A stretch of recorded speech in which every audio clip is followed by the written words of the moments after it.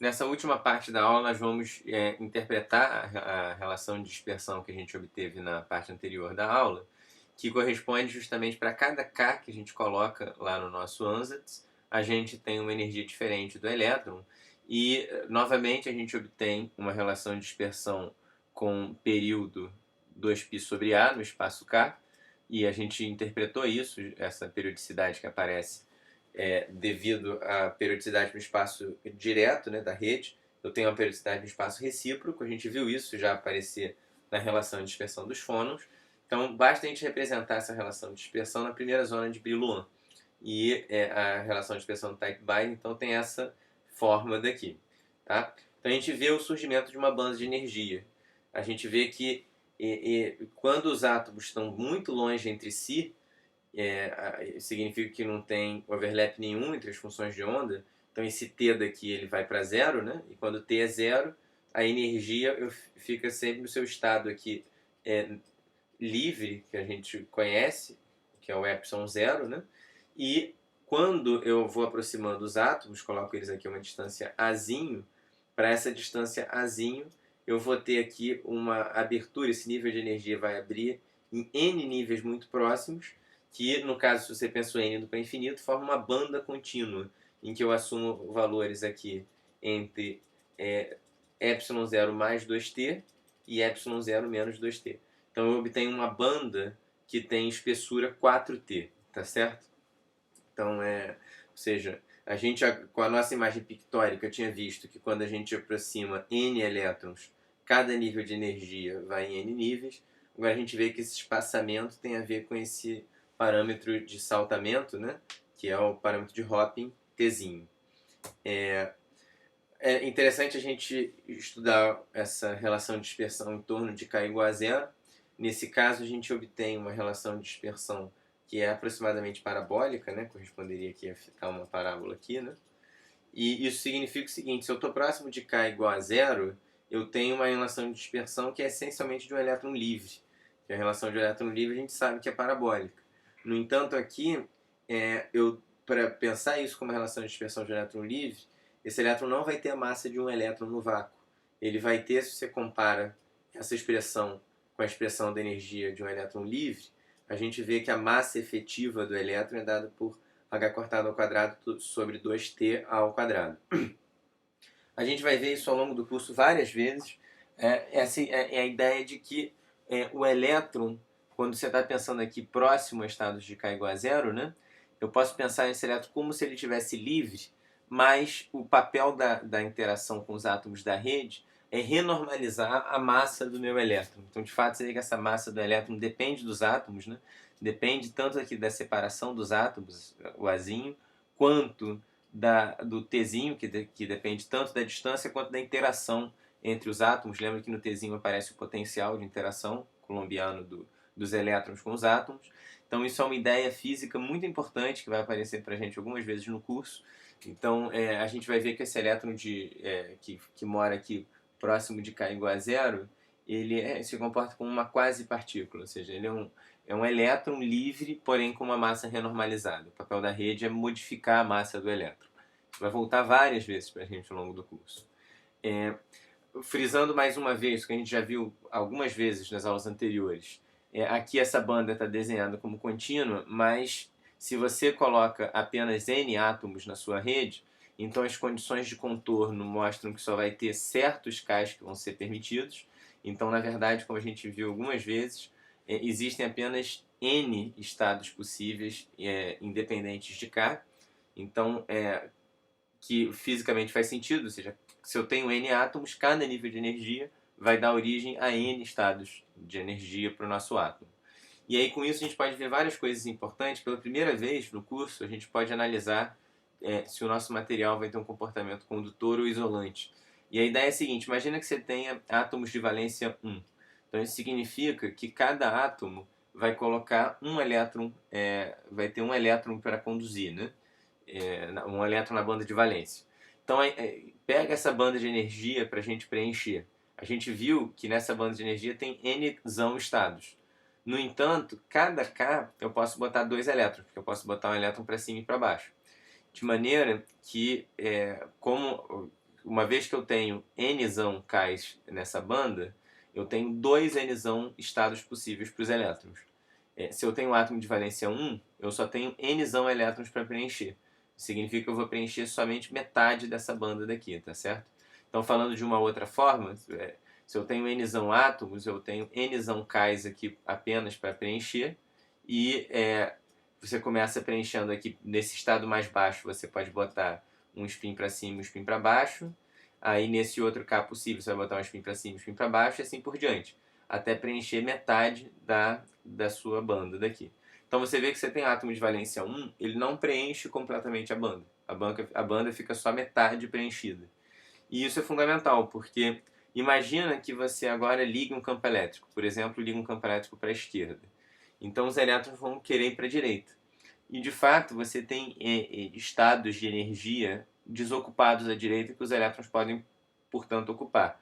Então os elétrons que estão aqui saltam para cá, né? E aí você fica com, agora, a sua banda continua tendo N elétrons aqui, só que eles ficam, sobretudo, aqui em estados positivos de K.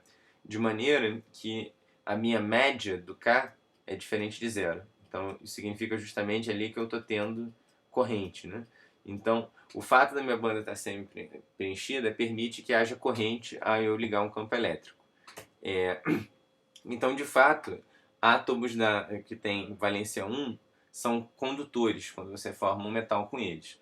Nota que essa nossa, quando eu boto o lítio aqui, é um certo exagero, uma vez que a nossa análise foi para uma cadeia unidimensional, e o lítio, claro, que é um metal tridimensional, mas a gente depois vai ver, no caso mais geral, que essa mesma lógica se aplica. Então, a ideia é, se você tem uma banda semi-preenchida, você pode ter condução de eletricidade. Tá? Fazendo um paralelo com algo que a gente também já viu, se você pensa no modelo de Sommerfeld, aqui no caso tridimensional e tal, a gente tem que, na ausência de campo, os elétrons livres eles vão formar aqui vão se distribuir aqui preenchendo a chamada esfera de Fermi.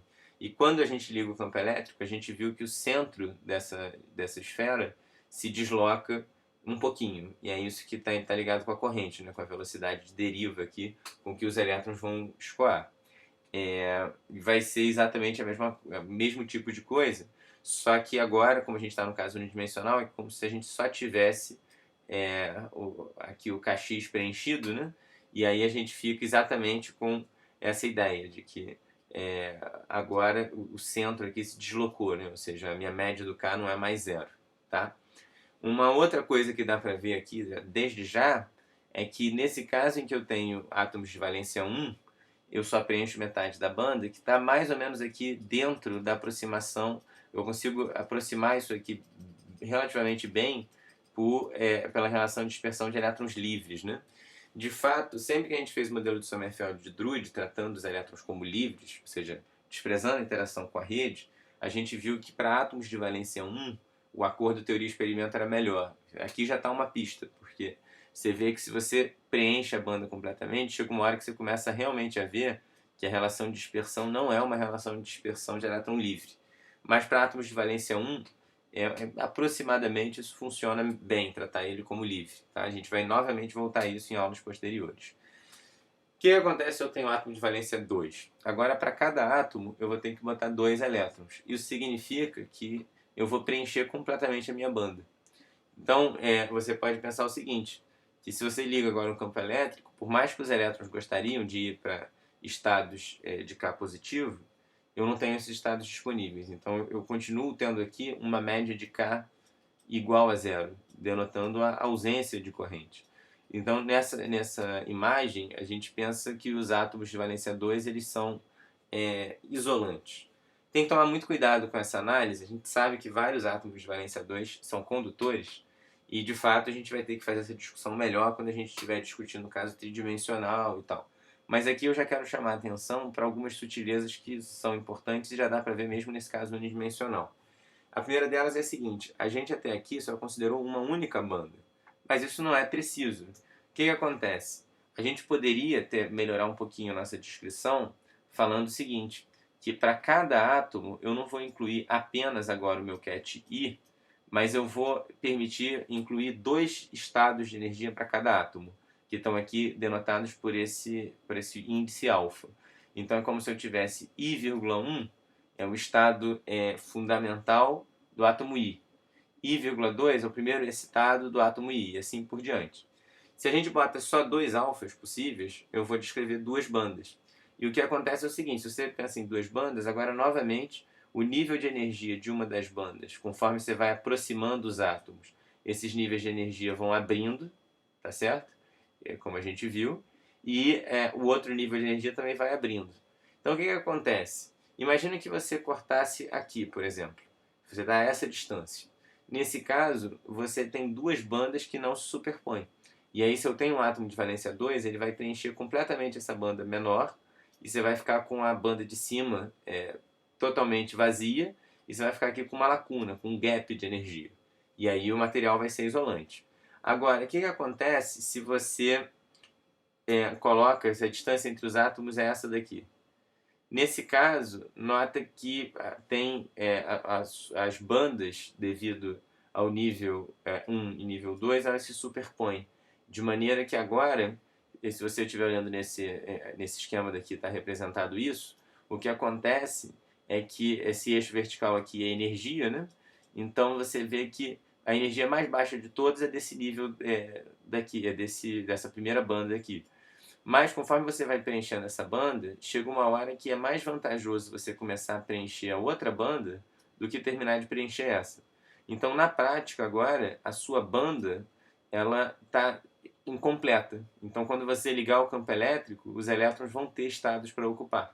Então, mesmo tendo valência 2 aqui, eu vou ter um caso condutor, tá? Essas combinações entre diferentes orbitais para os mesmos átomos vão produzir, no caso tridimensional, as hibridizações, que vocês devem talvez ter estudado um pouquinho em química. E tem várias outras possibilidades. Por exemplo, a gente pode ter 2 tipos diferentes de átomo. E da mesma maneira como a gente fez no caso de fônons, isso vai dar origem a bandas diferentes, como aqui está ilustrado. E aí, novamente, sempre a questão vai ser como que essas bandas estão preenchidas. Então, a primeira coisa é descobrir quais são as bandas que descrevem o seu material, que é uma coisa que pode ser super difícil. A gente vai discutir isso um pouco melhor em aulas posteriores. Mas a ideia é, dado as bandas, agora a gente sabe o que fazer, ou seja, preenche da menor energia para maior até você ocupar todos os elétrons. A partir daí, se você tiver uma banda totalmente preenchida e um gap para a próxima banda, a gente tem um material que é um material isolante, porque se você ligar o campo elétrico, significa que o elétron não consegue saltar daqui para o primeiro estado vazio, a menos que esse campo elétrico seja intenso o suficiente, mas senão ele não vai conseguir e a gente vai ter um isolante. Tá? A gente vai discutir todas essas coisas em mais detalhe nas próximas aulas, mas aqui a gente já vê uma primeira intuição disso aparecer.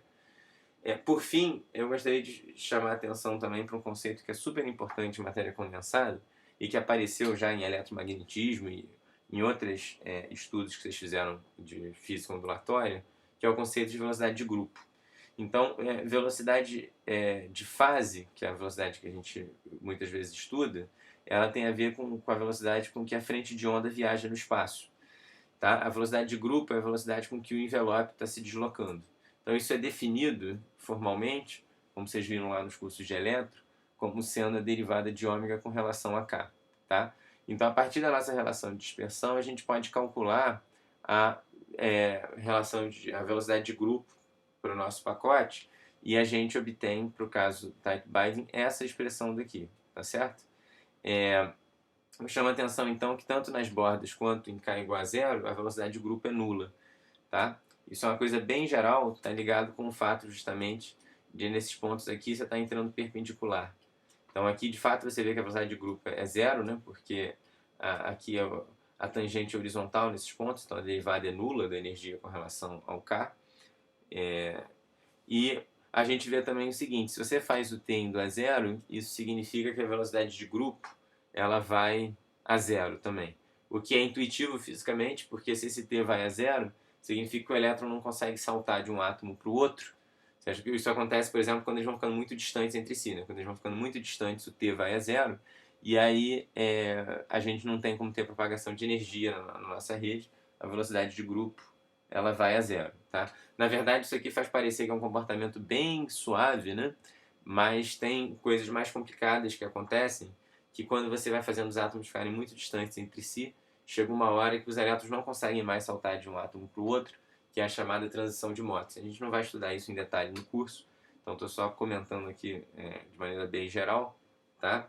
E tem várias outras coisas que aparecem, a gente vai usar o conceito de velocidade de grupo bastante ao longo do curso, mas por enquanto é isso. Só chamar, bom, isso aqui eu já chamei a atenção, então a gente discute melhor na aula presencial esses conceitos. Então agradeço vocês aí e